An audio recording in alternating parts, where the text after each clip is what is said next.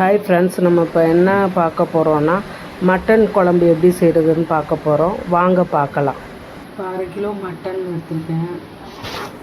1/2 kilo mutton, ஒரு 1/4 kilo போல் தக்காளி.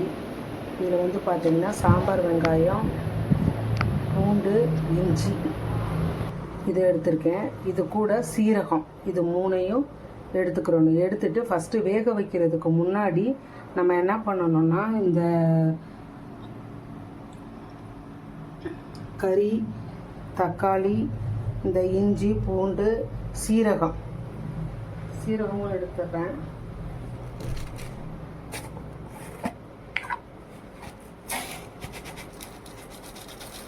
சீரகம் சும்மா கொஞ்சோன்னு போட்டுக்கலாம். எவ்வளோக்கு எவ்வளோ சீரகம் போடுறோமோ அது நல்லது தான், உடம்புக்கு ஹெல்த்தாக தான் இருக்கும். அதனால் ஜீரகம், பூண்டு, சாம்பார் வெங்காயம், இஞ்சி இதெல்லாம் நல்லா எடுத்து நைஸாக அரைச்சிக்கிறணும். இந்த வரைக்கும் பாருங்கள், தக்காளி நறுக்கி கழுவி வச்சுருக்கேன். இது வந்து கறி. இப்போ ஃபஸ்ட்டு அரைச்சிட்டு வந்துட்டு எப்படி செய்யலான்னு உங்களுக்கு சொல்லிக்கிறேன். குக்கரில் ஃபஸ்ட்டு நம்ம இப்போ வந்து கறி போட்டு வச்சு பார்த்தீங்களா, குக்கரில் போட்டுட்டு தக்காளி இருக்குது பாருங்கள், அதையும் அதோடு சேர்த்துக்கிடலாம். நம்ம அரைச்சி வச்சோம் பார்த்தீங்களா, இந்த அரைச்சி வச்சுருக்கோம் பார்த்தீங்களா, பூண்டு, சாம்பார் வெங்காயம், இஞ்சி, சீரகம் இந்த இருக்குது தான் அரைச்சி வச்சது. இது வந்து இதையும் இதோட ஊற்றிக்கலாம். ஊற்றிட்டு கொஞ்சம் இந்த அளவுக்கு உப்பு போட்டுக்கலாம். இப்போ இதிலே உப்பு போட்டுட்டா நம்ம குழம்புல வந்து உப்பு போட வேண்டாம், தேவைப்பட்டால் குழம்புல போட்டுக்கலாம். மஞ்சத்தூள், இது பாருங்கள், மஞ்சத்தூள், உப்பு, அந்த அரைச்ச மசாலா, தக்காளி, இவ்வளோ தான் நான் போட்டிருக்கேன். உப்பு இதிலே போட்டனால நான் குழம்புல போட மாட்டேன். உப்பு ஊற்றி சாப்பிட்டு பார்த்துட்டு தேவைப்பட்டால் போடுவேன், இல்லாட்டி போட மாட்டேன். இது வெறும் வேக வைக்கிறதுக்கு மட்டும்தான். இன்னும் குழம்பு வைக்கிறதுக்கு இன்னும் இருக்குது. ஃபஸ்ட்டு நம்ம ஒரு 3 விசில் இல்லை 4 விசில் வச்சு வேக வச்சுட்டு வந்துடலாம். அதுக்கப்புறம் குழம்பு எப்படி வைக்கலான்னு பார்க்கலாம். இப்போ குக்கரை திறக்கலாம். வேக வச்சோம் பார்த்தீங்களா கறி, அது வந்து நல்லா அப்படி வெந்துருச்சு. நல்லா இந்த தண்ணி இருக்குது பார்த்தீங்களா, இதை வந்து நம்ம சூப்பு மாதிரி எடுத்துக்கலாம். எடுத்து குடித்தோன்னா இது வந்து நல்லா சளி பிடிச்சிருக்கு பாருங்களேன், சளி நிறைய இருக்குது பார்த்தீங்களா, அவங்க வந்து இதை குடிச்சிக்கலாம். சும்மா கொஞ்சோன்னு எடுத்து, எல்லா தண்ணியும் கூட நீங்கள் எடுத்துக்கலாம். எடுத்துகிட்டு மீதி இருக்கிறதுல கூட குழம்பு வச்சுக்கலாம். நான் வந்து சும்மா கொஞ்சமாக எடுக்கிறேன். இதை இருக்க பாருங்கள், எடுத்தோன்னே இந்த தண்ணி வந்து இப்படி இருக்கும். இது வந்து கறி. இதை வந்து நம்ம குழம்பு வச்சுக்கலாம். எப்படி இனிமேல் குழம்பு வைக்கிறதுன்னு தான் பார்க்க போகிறோம். இது வந்து சூப்புன்னு சொல்லுவாங்க பார்த்தீங்களா, அது மாதிரி இது நம்ம வீட்டிலே செஞ்சது. நல்லா ஹெல்த்தி, ப்ளஸ் வந்து நெஞ்சு சளி இருக்குன்றவங்க இதை குடித்தா நல்லா உங்களுக்கு வந்து உடனே சரியாகும். இதில் வந்து லைட்டாக பெப்பர் தூவிக்கலாம். பெப்பர் தூவிட்டு அப்படியே சாப்பிட்டுக்கலாம். ஃபஸ்ட்டு வந்து நம்ம குழம்பு வைக்கிறதுக்கு, அதாவது மட்டன் குழம்பு வைக்கிறதுக்கு தேங்காய், இந்த இருக்க பாருங்கள், முந்திரி ஒரு 6-7 பருப்பு, அதுவும் போட்டு ரெண்டே ஃபஸ்ட்டு நைஸாக அரைச்சிட்டு வந்துடுவோம். அதுக்கப்புறம் சொல்கிறேன். திருப்பி அடுப்பு பற்றி வச்சுக்கலாம். நல்லா வெந்த கறி இருக்குது. திருப்பி நம்ம அடுப்பு பற்ற வச்சுக்கலாம். வடைச்சட்டியில் கொஞ்சோண்டு எண்ணெய் ஊற்றி அந்த கறி குழம்புக்கு எப்படி தாளிக்கிறதுன்னு பார்த்துக்கலாம். சட்டி காயட்டும்.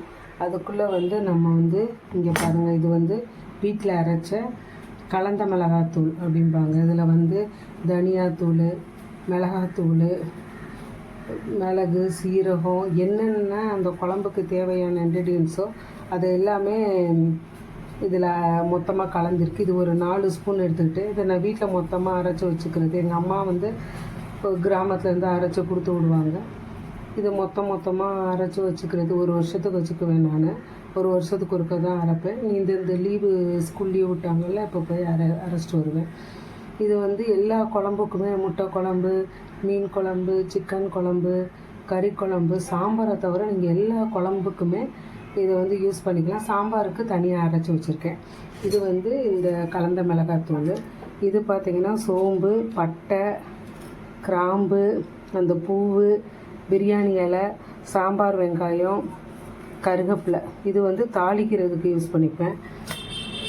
இது வந்து நம்ம தேங்காயும் முந்திரி பருப்பும் போட்டு அரைச்சி வச்சோம் பாருங்கள், அந்த அரைச்சி வச்சது. இப்போ எப்படி குழம்பு வைக்கலான்னு பார்க்க, கறி வேக வச்சுருக்கோம்ல, அதில் வந்து இந்த இது போட்டுடலாம். இது இந்த குழம்பு அரைச்ச கலந்த மிளகாத்தூளை வந்து போட்டுக்கலாம். போட்டுட்டு இது வந்து மிளகாத்தூள் கலந்த மிளகாத்தூள் போட்டு வச்சுட்டோம். ஆல்ரெடி உப்பு போட்டோம், நம்ம வேக வைக்கும் போதே உப்பு போட்டுட்டோம். அதனால் உப்பு திருப்பி நம்ம போட தேவையில்லை. கலந்த மிளகாத்தூள் அந்த வெந்த கறியோட அதில் கொஞ்சோண்டு சாறு எடுத்துக்கிட்டு அது வந்து நம்ம சூப்பு மாதிரி குடிச்சுக்கிட்டோம். அதுக்கப்புறம் கலந்த மிளகாத்தூள் போட்டிருக்கோம். தனி மிளகாத்தூள் வேண்டாம், இதுவே கரெக்டாக இருக்கும். வேணும் ரொம்ப உரப்பு சாப்பிட்றன்றவங்க போடலாம். சட்டி அந்த கறி குழம்பு தாளிக்கிறதுக்கு இது வச்சுருந்தோம்ல வடை சட்டி, அதில் வந்து மற்றதெல்லாம் போடுவோம். நல்லா சட்டி எண்ணெய் இதாகிடுச்சு.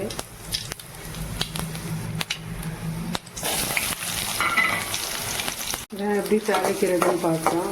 பச்சை மிளகா 2 பச்சை மிளகா போட்டிருக்கேன். சாம்பார் வெங்காயம், கறி மசால் பட்டை பாக்கெட்டு, சோம்பு, கருவேப்பிலை போட்டு நல்லா வதக்கி கொஞ்சம் நிறம் மாறினோன்னா அந்த குழம்புல எடுத்து ஊற்றிடலாம். சரிங்களா?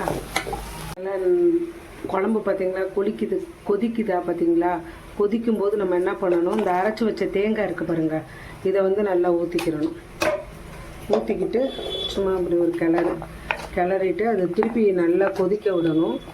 கொதிக்க விட்டு நம்ம இந்த அரைச்சி தாளிக்கிறதுக்கு வச்சுருக்கோம் பார்த்தீங்களா, அதை வந்து கடைசியாக தாளிக்கணும். இது ஒரு கொதிக்கணும். இந்த தேங்காய் ஊற்றின பிறகு கொதிக்கணும் பாருங்கள். அது நல்லா வதங்கிடுச்சு. இப்போ நம்ம என்ன பண்ண போகிறோம், இதை எடுத்து வந்து அடுப்பை ஆஃப் பண்ணிட்டு அதில் வந்து கொட்ட போகிறோம். இதை வந்து இதில் வந்து அப்படியே கொட்ட போகிறோம். கொட்டி இது ரெண்டும் எல்லாம் சேர்ந்து கொதிக்கும்போது இன்னும் உங்களுக்கு நல்ல டேஸ்ட் கொடுக்கும். பாருங்கள் எப்படி கொதிக்குதுன்னு சொல்லிட்டு. நம்ம தேங்காயோட முந்திரி பருப்பு அரைச்சி எதுக்கு ஊற்றினோன்னா குழம்பு வந்து நல்லா கெட்டியாக இருக்கும். நீங்கள் தனியாகவே வச்சா கூட இந்த முந்திரி பருப்பு தேங்காயும் நம்ம அரைச்சி ஊற்றும் போது குழம்பு நல்லா திக்காக இருக்கும், நல்லா வாசமாக இருக்கும், சூப்பராக இருக்கும். பாருங்கள் வெந்த பிறகு நான் உங்களுக்கு குழம்பு நல்லா கொதிக்குது பாருங்கள். அவ்வளோதான். ஒரு 5 மினிட்ஸ் கொதிக்க வச்சுட்டு அடுப்பு அப்படியே ஆஃப் பண்ணிடணும். கொஞ்சம் கொதித்து இப்படி கொதிக்க வந்தோடனே சிம்மில் வச்சுட்டு 5 நிமிஷத்தில் அடுப்பு ஆஃப் பண்ணிடுங்க. அவ்வளோதான்.